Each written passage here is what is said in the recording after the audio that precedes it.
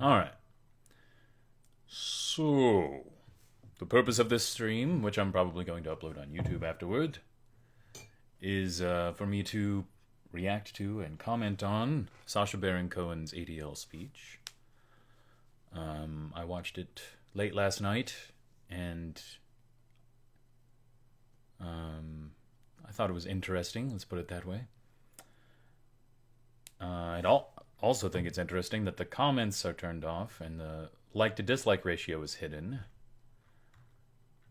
What was that app that Gab made, I think? Dissenter? I never went through with installing it. Probably should have, though. But um, what else? What else?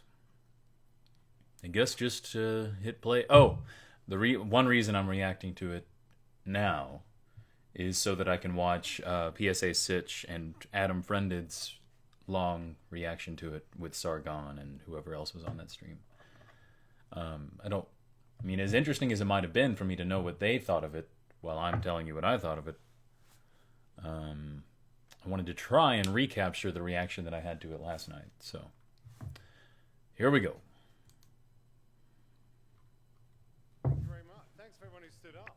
Unnecessary, but very flattering. Thank you, Jonathan, for your very kind words. Thank you, the Anti-Defamation League, for this recognition and your work in fighting racism, hate, and bigotry. And to be... What do they even do? I mean, all I gotta say at the outset is that it's loaded emotional appeals, you know? Clear, when I say racism, hate, and bigotry, I'm not referring to the names of Stephen Miller's Labradoodles. Where's the thing I was gonna play? There it is.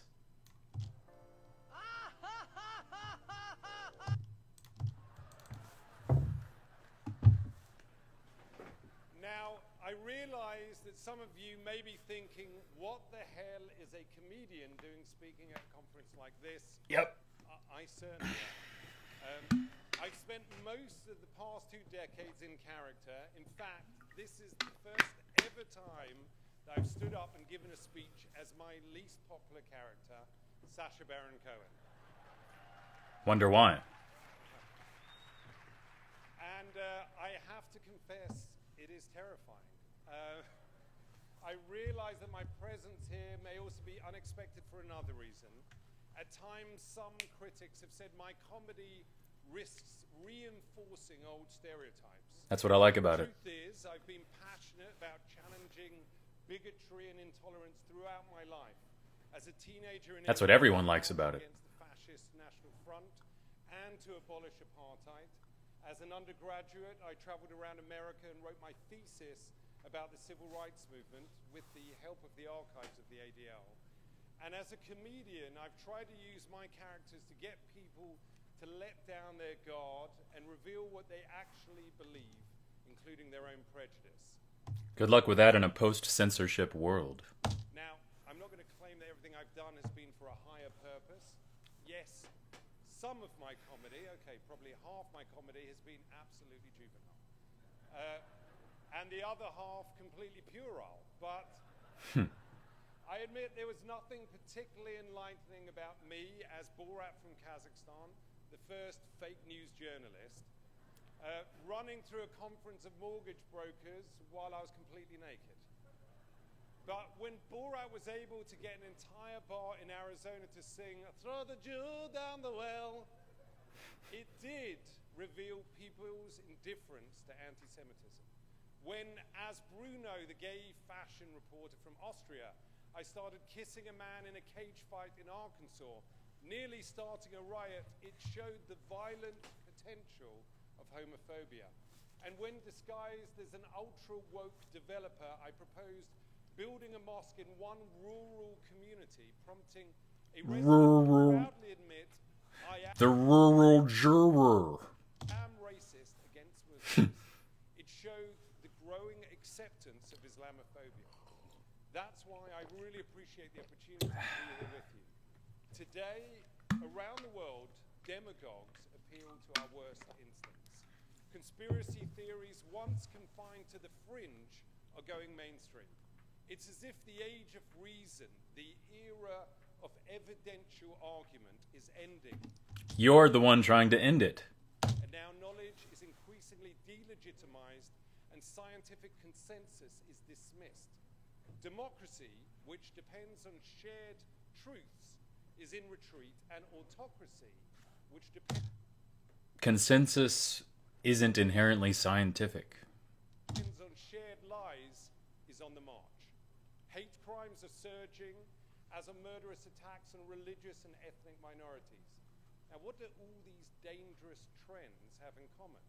I'm just a comedian and an actor, I'm not a scholar, but one thing is pretty clear to me. All this hate and violence is being facilitated by a handful of internet companies that amount to the greatest propaganda machine in history. The greatest propaganda machine in history. Let's think about it. Facebook, YouTube, and Google, Twitter, and others, they reach billions of people. The algorithms these platforms depend on Platforms. deliberately Platforms. define Keyword. the type of content Platforms. that keeps users engaged. Stories that appeal to our baser instincts and that trigger outrage and fear. It's why YouTube recommended videos by the conspiracist Alex Jones billions of times. It's why fake news outperforms real news, because studies show that lies spread faster than truth. Don't you think removing Alex Jones and depersoning him and deplatforming him vindicates him and his fans and his message? Don't you think? It's a little weird.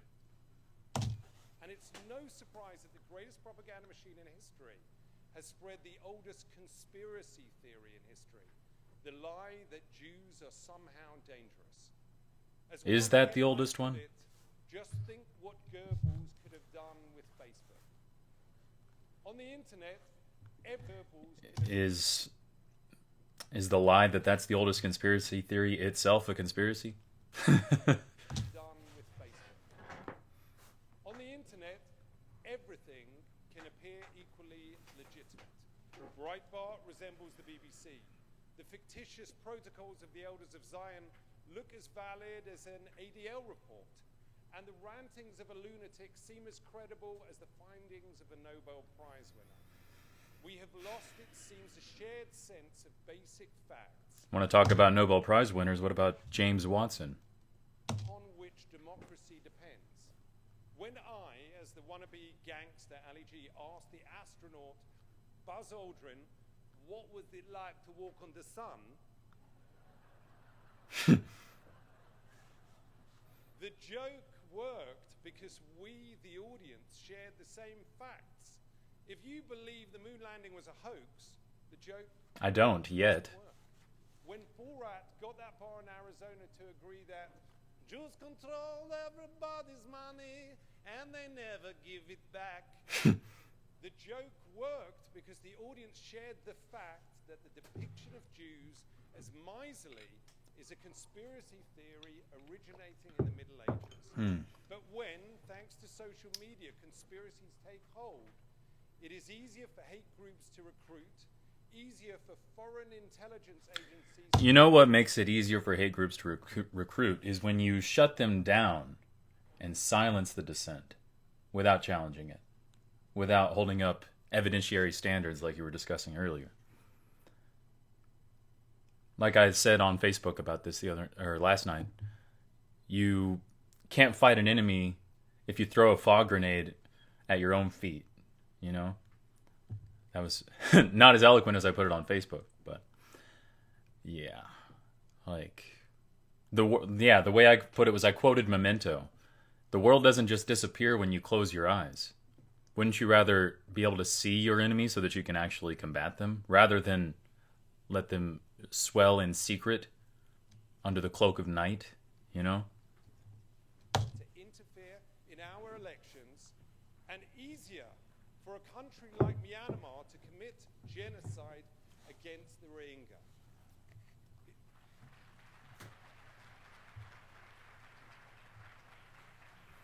Now, it's actually quite shocking how easy it is to turn conspiracy thinking into violence. In my last show, Who is America?, I found an educated, normal guy who had held down a good job, but who, on social media, repeated many of the conspiracy theories that President Trump, using Twitter, has spread more than 1,700 times to his 67 million Twitter followers. The president even tweeted that he was considering designating What's going to make them even more violent is shutting them down like this. Antifa, who are anti-fascist, that he was considering designating Antifa, who are anti-fascist, And North Korea is a democratic republic. who march against the far right, No. as a terror organization. So, Yes. disguised as an Israeli anti-terrorism expert, As much a terror organization as neo-Nazis. Colonel Eran Morad. Yalla, let's go. Disguised as him, I told my interviewee that at the Women's March in San Francisco, Antifa were plotting to put hormones into babies' diapers in order to make them transgender. And this man believed it. I instructed him to plant small devices on 3 innocent people at the march and explained that when he pushed a button, he'd trigger an explosion that would kill them all. They weren't real explosives, of course, but he thought they were. I wanted to see, would he actually do it? The answer was yes. He pushed the button and thought he had actually killed 3 human beings. Voltaire was right when he said, "Those who can make you believe absurdities can make you commit atrocities." And social media lets authoritarians push absurdities to billions of people. Now, in their defense, these social media companies have taken some steps to reduce hate and conspiracies on their platforms, but these steps have been mainly superficial. And I'm talking about this today because I believe that our pluralistic democracies are on a precipice, and then the next 12 months and the role of social media could be determinant. Now, British voters will go to the polls while online conspiracists promote the despicable theory of the Great Replacement, that white Christians are being deliberately replaced by Muslim immigrants. Americans will vote for president while trolls and bots perpetuate the disgusting lie of a Hispanic invasion. And after years of YouTube videos calling climate change a hoax. All right. Nothing in specific to say about any of those things really just yet. But I think it's really funny and weird and creepy and scary that they're announcing all these things and saying like, we're going to shut down everyone and silence everyone so that you don't believe these exact things. And then that's going to make, I would say, sane, rational people be like, oh, maybe we should investigate that. That's kind of weird. That's kind of interesting. The United States is on track. And again, only embolden the enemy, their enemy. A year from now, to formally withdraw from the Paris Accords. A sewer of bigotry and vile conspiracy theories that threaten our democracy and to some degree our planet. This can't possibly be what the creators of the internet had in mind. Why not? I believe that it's time for a fundamental rethink of social media and how it spreads hate, conspiracies, and lies.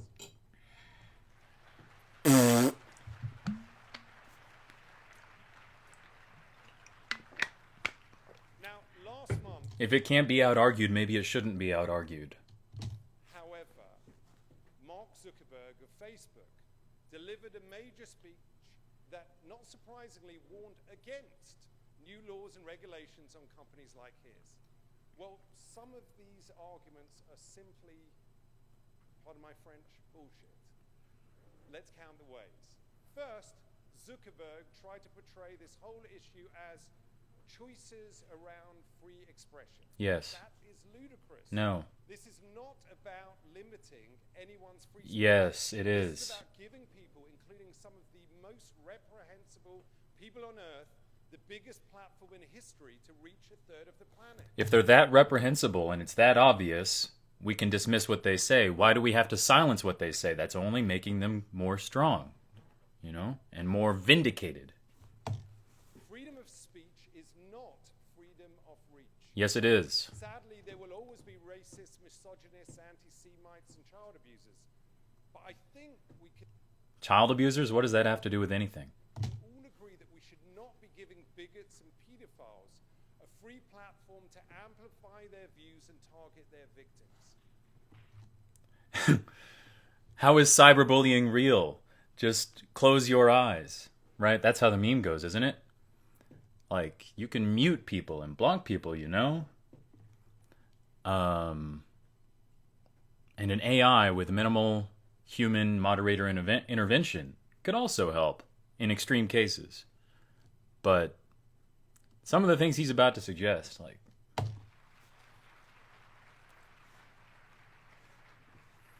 Second, Mark Zuckerberg claimed that new limits on what's posted on social media would be to pull back on free expression. yes, it would. This is utter nonsense. The First Amendment says that, and I quote, Congress shall make no law. It's not just about the government's censorship. Do you really think the government or the founding fathers would have made any distinction between corporate censorship and government censorship? Freedom of speech is its own principle. Abridging freedom of speech. However, this does not apply to private businesses like Facebook. It should. We're not asking these companies to determine the boundaries of free speech across society. We just Yes, you want are. them to be responsible on their platforms. Their platforms are the society. They are the public square now. Now, if a neo-Nazi comes goose-stepping into a restaurant and starts threatening other customers and saying he wants to kill Jews, would the owner of the restaurant, a private business, be required to serve him an elegant 8-course meal? Of course not. The restaurant owner has every legal right, and indeed I would argue a moral obligation, to kick that Nazi out. And so do these internet companies. If the Nazi had enough money, they would have a really hard time turning him down for an 8-course meal, though. That's kind of funny. Now, third, Mark Zuckerberg seemed to equate regulation of companies like his to the actions of the most repressive societies. Yes. Incredible. Orwellian. This from one of the 6 people who decide what information so much of the world sees. Zuckerberg Okay. decide what information this from one of the 6 people who decide what information so much of the world sees. He can't decide that. We should. Zuckerberg at Facebook, Sundar Pichai at Google. Stop them. I shall decide.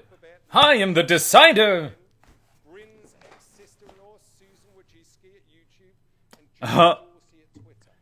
You mean nepotism exists? All billionaires, all Americans who care more about boosting their share price than about protecting democracy.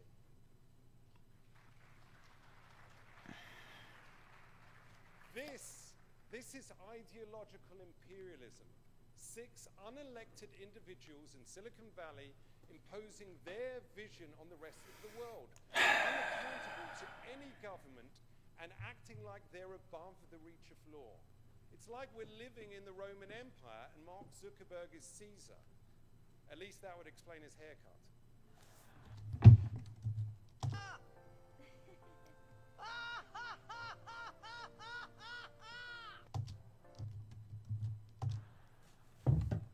Now, here's an idea.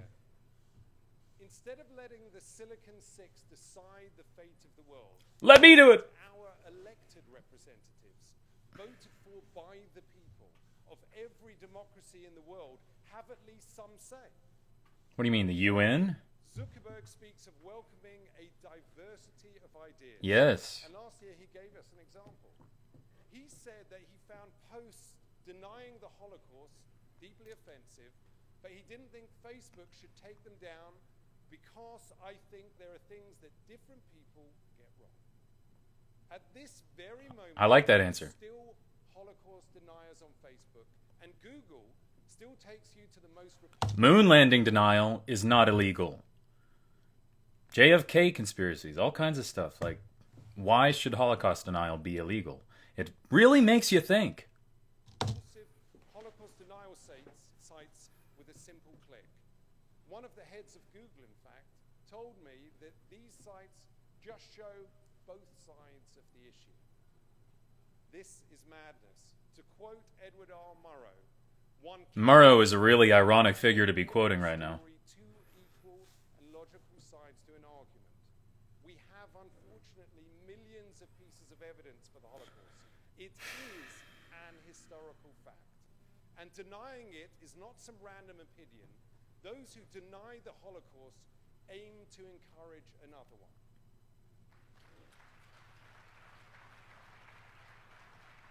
And you're encouraging them with this speech. Still, Zuckerberg says that people should decide what is credible, not technology. Yes. But at a time when 2/3 of millennials say that they haven't even heard of Auschwitz, how are they supposed to know what's credible? How are they supposed to know that the lie is a lie? There is such a thing as objective truth. Facts do exist. And if these internet companies really want to make a difference, they should hire enough monitors to actually monitor. Work closely with groups like the ADL and the NAA. On that point, I can't exactly disagree, but it depends on what exactly they're monitoring and how they monitor it. Insist on facts closely with groups like the ADL and the NAA. No. You don't need an arbiter. You don't need Big Brother. Insist on facts and purge these lies and conspiracies from their platforms. He looks way too nervous and smug for this whole thing. Now, fifth, when discussing the difficulty of removing content, Mark Zuckerberg asked, where do you draw the line? Yes, drawing the line can be difficult. But here's what he's really saying. Removing more of these lies and conspiracies is just too expensive. These are the richest companies in the world, and they have the best engineers in the world. They could fix these problems if they wanted to. Twitter could. Again, if there's zero merit to what these lies and conspiracies are saying, how is cyberbullying real? Just close your eyes. Just walk away. You know, they'll throw their tantrum in the corner and you'll never hear about it. If it's not compelling. Could deploy an algorithm to remove more white supremacist hate speech, but they have reportedly haven't because it would eject some very prominent politicians from their platform. Maybe that wouldn't be such a bad thing. No. Social media platforms are the new public square. And no. The truth is, these companies won't fundamentally change because their entire business model relies on generating more engagement, and nothing generates more engagement than lies, fear, and outrage. So it's time to finally call these companies what they really are, the largest publishers in history. No. So here's an idea for them. Earlier you called them platforms. Make up your own mind. I agree that they should stop pretending to play both sides and be both platforms and publishers. You know, they got to land on one side and stop benefiting from both. But you picked the wrong side. They're not publishers. They're platforms, like you said earlier. They are the new public square. Abide by largest publishers in history. So here's an idea for them. Abide by basic standards and practices, just like newspapers, magazines, and TV news do. No. Human resources is not resources for humans. It's humans for resources. You can say the same thing about standards and practices. We have standards and practices in television and the movies. There Fuck are 'em. certain things we cannot say or do. Why? I was told that Ali G could not curse when he appeared before 9 p.m. That's dumb. Why are you supporting that? Picture Association of America regulates and rates what we see. I've had scenes in my movies cut or reduced to abide by those standards. Let's do it some more. If there are standards and practices for what Let's cut down everything. channels can show, then surely companies that publish material to billions of people should have to abide basic standards and practices. No. All right, this is a point I made on Facebook last night. It reminds me of the tarantulas of the far left, and they're substituting revenge for justice. You know, he, as an artist and comedian, should recognize and appreciate that censorship has been a net negative in general, right? So instead of saying we should liberate speech and expression and art from, the banhammer, the big brother, the burner, etc., no, we need to spread it from these existing fields into the new public square that is social media platforms. He's saying if I had to suffer it, you should too. Right? No.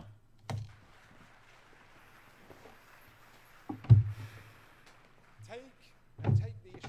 Right, okay. So the way that I summed that up on Facebook was instead of liberating... How does it go? We should be liberating art from censors, not liberating censors from art. That's what that's the best TLDR for that. Take the issue of political ads, on which Facebook have been resolute. Fortunately, Twitter finally banned them. And Google, today I read, is making changes too. But if you pay them, Facebook will run any political ad you want, even if it's a lie. Right. That's the joke I made earlier about the goose-stepping Nazi ordering the eight-course meal, right? With enough money, they would probably serve it to him. And they'll even help you political ad you want, even if it's a lie. And they'll even help you micro-target those lies to their users for maximum effect. Under this twisted logic, if Facebook were around in the 1930s, it would have allowed Hitler to post 30-second ads on his solution to the Jewish problem. So here's a good standard and practice. Facebook, start fact-checking political ads before you run them. Stop micro-targeted lies immediately. And when the ads are if they're paid for, sure. back the money and don't publish them. I don't really disagree with that one. I don't know. I'm shaky on that one. Help me out.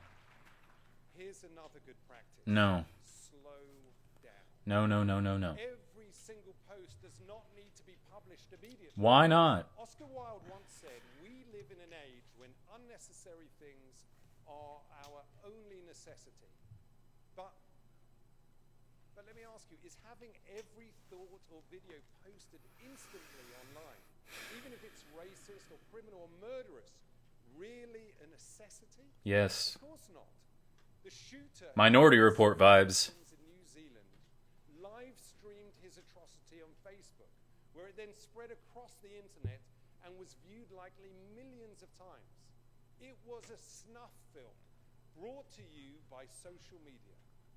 Why can't we have more of a delay so that this trauma-inducing filth can be caught and stopped before it's posted in the first place? How is cyberbullying real? Just walk away. Close your eyes. Mute. Block. You don't have to watch that. I kind of respect Facebook's implementation of a semi-trigger warning, where they're like, warning, this contains sensitive images or content. Do you want to expose yourself to this? And then you can unsheath it. And you see the content and you're like, that's not that bad, pussies. Right? That's not a huge deal. Let's stick with that. Live up to their responsibilities. But he's totally silent about what should happen when they don't. By now, it's pretty clear they cannot be trusted to regulate themselves. As with the Industrial Revolution, it's time for regulation and legislation to curb the greed of these high-tech robber barons.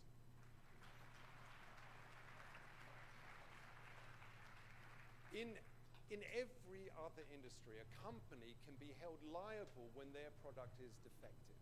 When engines explode or seatbelts malfunction, car companies recall tens of thousands of... Who decides what makes a social media platform defective? It only seems By what standard and practice? even Twitter, Big brothers. product is defective. You are obliged to fix it, no matter how much it costs no matter how many moderators you need to employ. I mean, Big Brother's is his proposition, at least. I, on the other hand, would prefer like a Wild West public square for open inquiry and expression. You can be sued for the harm you cause. Publishers can be sued for libel. People can be sued for defamation. I've been sued many times. I'm being sued right now by someone whose name I won't mention because he might sue me again. But social media companies are largely protected from liability for the content. Because they're not the one making the content. They're platforms. By Section 230 of, get ready for it, the Communications Decency Act. It's absurd. Fortunately, internet companies can now... There shouldn't be regulations trying to define what decency or hate is, because there will always be something into power later that can shift the definition a little bit. Brendan O'Neill's talked about this. I can link it in comments or something. Fortunately, internet companies can now be held responsible for pedophiles who use their site to target children.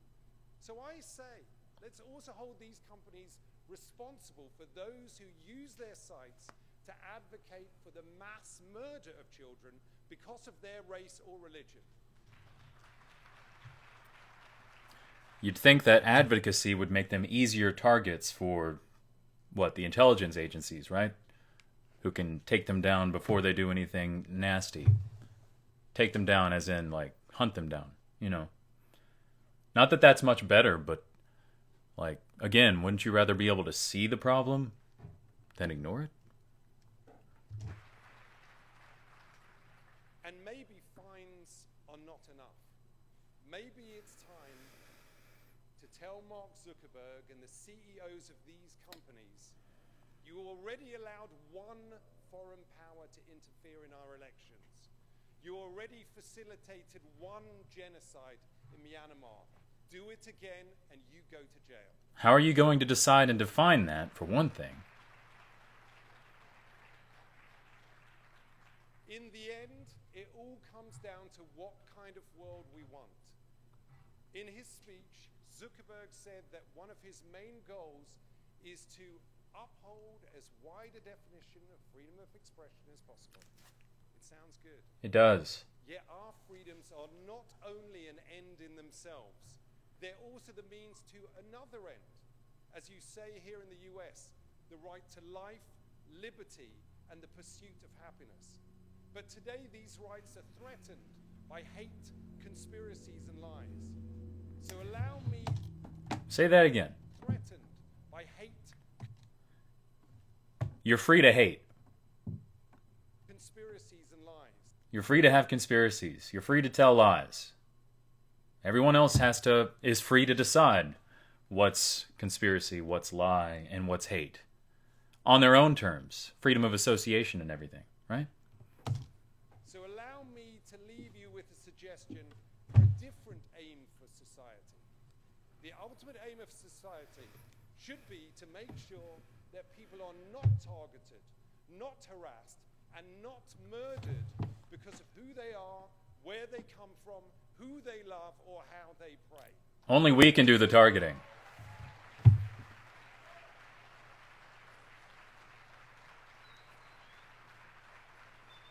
He looks like they've got a gun behind him, He looks like he's got a gun to his head during this whole thing. Like, if I screw this up, if I don't sell this emotional appeal 100%. That's our aim. If we prioritize truth over lies, tolerance over prejudice, empathy over indifference, and experts over... All right, I got to hear that again, sorry. If we make that our aim, if we prioritize truth over lies, Orwellian. tolerance over prejudice, you don't seem very tolerant. empathy over indifference, You don't seem very empathetic. and experts over ignoramuses, then maybe, just maybe, we can stop the greatest propaganda machine in history. We can save democracy. We can still have a place for free speech and free expression. And most importantly, my jokes will still work. Thank you very much. It's funny you should call it the greatest propaganda machine in history. That's what this looks like. This looks like the greatest propaganda machine in history.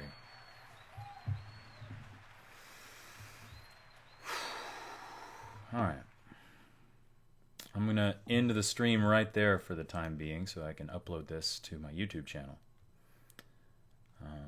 If you made it this far, thank you for tuning in. Bye for now. Talk to you later. See you around. But in case I don't see you, good afternoon, good evening, and good night. And good luck. And sweetest dreaming, whether wake or sleep. Nighty-night.